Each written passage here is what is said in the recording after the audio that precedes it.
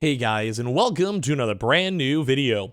In this video, we actually have some very intriguing news over here where it comes to like the, equality slash trying to save gaming when it comes to as a whole, when it comes to PlayStation, Xbox, their exclusives, and everything in between. But it's kind of intriguing because it does seem like Xbox is maybe trying their best to go and force the hand to basically make everything all equalize and, well, have a chance to kind of just be on the same playing field for everywhere. But we've also seen even more other kind of even contradicting news, contradictory news, whatever the proper word for that is, when it comes to Xbox over here to talk about the actual importance though of platform exclusives, and well, kind of just a lot of these things kind of tossed up over here. There's a lot of random news, a lot of random things to go cover, so we're gonna go talk about this, and as well make sure you guys are subscribed with the notifications on. We have the Twitter and Twitch room down below, we have the Target links down below, Amazon links down below, and I appreciate you guys all so much for watching here in the first place. So very first and foremost, obviously blah blah blah blah blah, acquisition talk, exclusivity, Call of Duty, whatever, you guys know the picture hopefully. But when it comes to this one, Xbox executives are actually apparently now eager to try and save Call of Duty fans from PS5, these PS4 exclusive perks, and I gotta think this is good, I think. But we're also going to a lot of other exclusive talk we're going to talk about in a second over here. So in case you guys don't know, when it comes to Call of Duty, as of right this second, they have a bunch of exclusive perks. So it's like you get the pre-order bonuses on PlayStation. You can play the beta and play out the actual game itself a little bit earlier on PlayStation. When it comes to all these exclusive also classes, sometimes special missions, depending on the games, Call of Duty has been a big, well, exclusive and also like little extra perk type deal when it comes to PlayStation. This also has happened for the various other games. A good example is maybe I think Destiny, where I think Destiny had extra PvP maps, which also is kind of stupid at the end of the day, but it has been all there. So just in case you guys do want to go and check that stuff on out, that's just been the big deal. They've had this. It's been in their contract. They're paying extra money to make sure this happens. But Xbox right now is trying their best to go and save this. They're trying to be like, no. Once again, they've had a pretty big stance on this. Instead of having like us having exclusives or PlayStation having exclusives, it's more of like a, hey, yo, let's just make it open for everyone, which I think is actually all around really nice. Although they still want to hold on to a few different exclusives, and probably the same thing with PlayStation as well. So say for the past few years, Sony has had a marketing arrangement with Activision, which has seen PlayStation prioritized by the publisher, resulting in perks for Call of Duty players in the PS5 and PS4. And it actually kind of came out in even big leaks as of, I think, like 2 days ago. We made a video on that, where basically, number one, we know that the actual contract is actually in properly like higher rates when it comes to PlayStation. They're actually getting way better numbers. They're like basically Activision's getting way better numbers, and they have like a lot more extra perks. And basically, Sony is paying for the extra bonuses. Like it is there. It's not like, oh, they just pick Sony because they like them better. There actually is a better contract that is worked out and established with them. And that makes sense. Like this is like the marketing arrangement we talked about over here. So this followed on from the deal that Microsoft introduced during the Xbox 360 era, which would see map packs released first on the Redmond's firm's machine.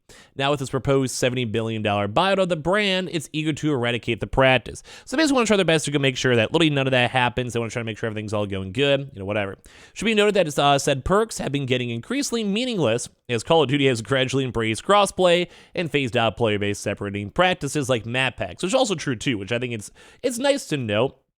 It's nice to see this. Like, we know it's actually like a good process, I guess, at the end of the day, that they're trying to best just equalize it. They just want people to play the game. You don't want to have all these expansion packs. Even Nintendo, which is kind of notoriously money hungry, at least when it comes to that stuff, think about how they never lower their prices. Even they're like, yeah, if someone in the lobby has Mario Kart DLC, you guys could all play it, just to make sure the player base goes good. It's not like making the lobbies messed up, making servers weird. And I think it's also nice to see. But for now, for a good example too, with this one, the PS5 and PS4 owners got access to Modern Warfare 2 beta 6 days before the other platforms, and that's what Xbox is trying to strike out. And they can now enjoy mind-blowing benefits like 25% off weapon experience bonuses while playing together in parties too. They have 2 loadout slots, which is like not the biggest change up or biggest deal, but it is something to kind of go and note that, well, like they do get bonuses, and that's what Xbox just doesn't want. So they get all these. You get the Battle Pass bundle bonuses too. You get the double experience points, PlayStation Party bonus, which is once again kind of really smart marketing. Because let's say you can go get more experience quicker, and you have one buddy already playing on PlayStation, then you buy his both decide just to play on that certain game.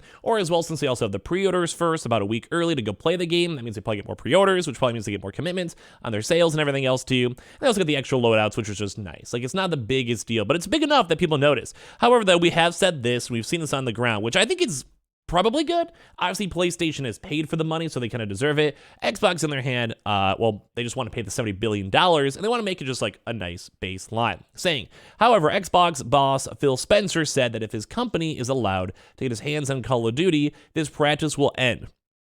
That's not the game we're trying to play here either, he promised. It's not about a skin on a gun. It's not about a certain kind of mode in a game. The same version of the game will be available on all platforms, which is really what we do today. And that's also kind of, I think we've actually quoted that same specific quote in a prior video, but it's been to note that there actually has been at least a little bit of agreements. Like, I don't think many folks have talked about this like too much, but a good example is like Minecraft, as they even mentioned on here. Minecraft is literally the same exact game, which I don't believe they have like early updates or early bonuses or whatever for it on other stuff, but I believe it's all good. Like, I believe it's all like the same no matter what with mod packs, availabilities or whatever. Might be slightly better on Xbox though with their like PC connection, with their store or whatever, but they also had the same thing when it came to Sony, where Sony actually had the same identical experience with the actual MLB The Show games on 22 and 23, and there actually is no basically major advantages on the PS5 or PS4 versions, although it was still developed by a PlayStation studio. And then same thing too with Destiny. Destiny, they actually kind of have this little bit of agreement going on with these live service games and everything else, where guess what? Destiny 2 Lightfall was on PC, was on Xbox, and there basically was like not even a discussion, or there hasn't even been like an overarching like looming discussion on it too. So maybe at the end of the day, this actually might be good for the next step of gaming. Now, we've kind of seen all these issues too. Like I said, it's weird because we know Xbox wants to have the probably Game Pass. They probably want to have something to make it worthwhile for them. They're still going to make money off of people buying the game on PlayStation, microtransactions, or on Steam, etc.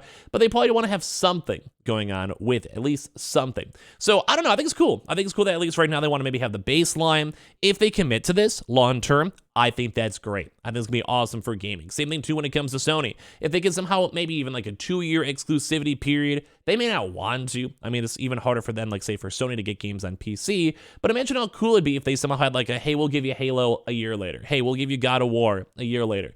That'd be cool. Now, that really would bring a lot of folks back to gaming overall, and it would probably make both companies a lot more extra money. Now, obviously, it's kind of weird because Sony's more of the console seller by using all these exclusives, so they may not want to have this, because what if then they just go and buy Xbox instead? I could kind of see the issues, but I do think this is like the future of gaming and kind of coexisting. This is really how it should be. So I really do hope this deal goes well and they kind of go push this. Although it is a little bit more on the scarier side, because we've also, even throughout these past few days, had Xbox's boss, Phil Spencer himself, discuss the importance of platform exclusives, which it's maybe a little bit different for, say, a game like a Call of Duty, a multi-platform, like a multi-party game, so like a Minecraft or Call of Duty, etc. I mean, exclusives are different.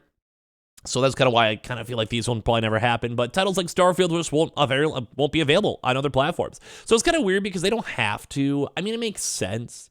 They need to have some sort of perk. And I mean, if you just go and sell like Starfield, then they may not buy as many Xboxes, less Game Pass subscribers, and it's kind of been their big marketing edge. Like, it makes sense. But it is a little sad. So basically, Bethesda Starfield is undoubtedly one of the most anticipated games of 2023, which I want to play really bad, but there's also been a bit of an uproar in the lead up to launch regarding the game's exclusivity to the Xbox ecosystem. So new interview with the official Xbox YouTube channel, basically, Xbox On, Microsoft Gaming CEO and Xbox boss Phil Spencer clarified how exclusivity for all titles, including Starfield, would be decided by a case-by-case basis moving forward. Ultimately, it depends on the game and the series involved. So it could go good, could go bad.